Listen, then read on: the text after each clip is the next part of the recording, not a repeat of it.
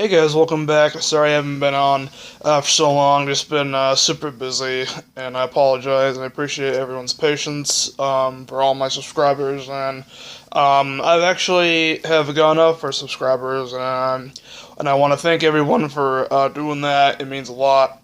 And tell your friends, family, and do what you got to do. And you can feel free to tell them to check out my channel and. Tell them I do all kinds of cool stuff on here and all that, and I appreciate that. And anyway, this movie I haven't talked about yet, surprisingly. I've been wanting to talk about it for a while, but I just never got around to it. But it's the new movie, Three of Billboards outside Ebbing, Missouri. Now, this movie is basically about a woman, a single mother, with a couple of kids, and one of them got murdered and raped, and she basically decides to make three billboards, and basically just badmouth like the police for not doing anything, and she basically tries to convince the police of Missouri to find out who's like the perpetrator of the rape and murder of her daughter, and that is basically it. And for those wondering, this is not a true story, although I do believe that it could happen, and it was just a fantastic movie. It was directed by Martin McDonough. I think that's how you say it. I'm reading it off of Wikipedia, so you guys can check it out. And stars Francis McDormand, Woody Harrelson, Sam Rockwell, Abby Cornish, John Hawkes, and Peter Dinklage. For those who don't know who like the last guy I mentioned was, he was the guy, the very short guy in Elf, like when Will Ferrell says that how he's an angry elf, and he's also in the black remake of Death at a Funeral. Very funny guy, by the way. And let's see.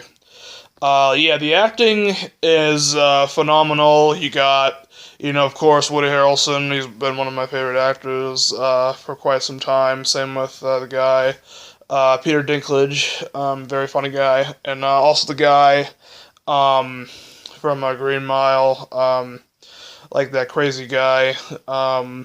He was in like the jail cell, and like he's making fun of um, what's his name, John Coffey, and he was harassing. I think his name was Percy, like the very mean prison guard in the Green Mile too. Yeah, that guy. He was also in it too as a cop in this one. And yeah, so great acting. The cinematography and scenery is beyond phenomenal. The soundtrack to the movie is very good too. It's very funny at points. It's pretty intense in some points, pretty sad, and like it's just like shows you like how screwed up like our government is, and like it still is to this day. I'm not gonna get too much into that because I know that a lot of people are gonna, fight over it. So like I'm not gonna get into too much depth on that. But yeah, like it's pretty much like going. It's like it's a story about something that could happen. And a lot of cases like this just don't get solved, even though they should be. And yeah, so this one came out in let's see, November 10th of 2017. Last year, I actually saw this one a couple months ago. Because it didn't come out to my theater until months later. But eventually I got a chance to see it, and I'm glad I did, because it's a really, very good movie. And the runtime is 5 minutes before 2 hours, and I'm going to tell you right now, it does not feel like it at all. And also, like, I wouldn't recommend seeing it if you get offended, by a lot of harsh language and, domestic violence and, violence in general, and or like police like brutality, racial profiling, and all that stuff. Then like I wouldn't recommend seeing it. But if that stuff doesn't bother you, then I recommend seeing it. Then like I'd say that you would have a great time if you like movies like Detroit and Jersey Boys, Hidden Figures, then definitely check it out. It's definitely worth the watch, and it's out on DVD right now, and Blu-ray as well, for those wondering. And so yeah, you can pick it up for a good price at your local Walmart, Target, wherever it is that you live by.